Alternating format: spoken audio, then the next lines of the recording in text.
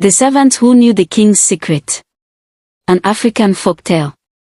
In a great African kingdom where the earth was red and the Iroko tree stood like ancient guardians, there lived a secret so dangerous that anyone who discovered it was never meant to live long. Most people never suspected its existence. But a servant did.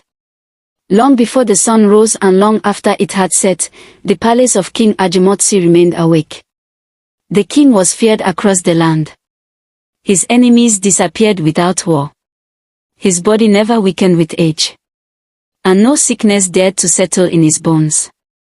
The people called it destiny. The elders whispered it was power. Only one servant was allowed into the king's private chambers. She was far older than the young queen, her back slightly bent from years of service, her eyes quiet but sharp. She spoke little, listened much, and remembered everything. She was not meant to see the truth. One night, while carrying a bowl of warm water into the inner chamber, she arrived earlier than usual. The fire lamps flickered strangely, and the air felt thick, as though the room itself was breathing.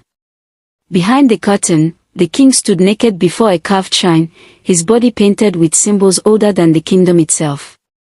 His voice was not his own as he spoke words forbidden to human tongues. The servant froze. Her fingers loosened. The bowl slipped from her hands. The sound was soft, but not soft enough.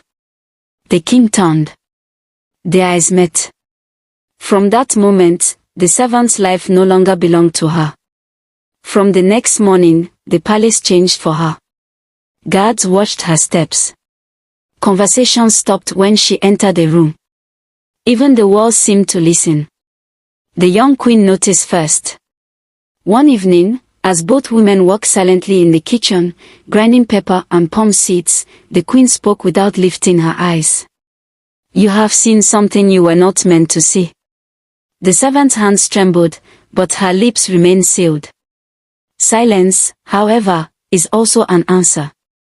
From that day, the queen avoided her, and the king began to watch her with the patience of a hunter. Secrets are heavy things. They disturb the air. One night, the king summoned the servant and studied her face in the dim glow of the lamps. "There are eyes in this palace that see too much," he said slowly. The servant bowed low, her forehead touching the floor. But deep within her heart, a decision had already taken root. Before dawn, while the palace slept, she left quietly and walked barefoot to the old village shrine, the one abandoned when the king forbade its use. She did not speak.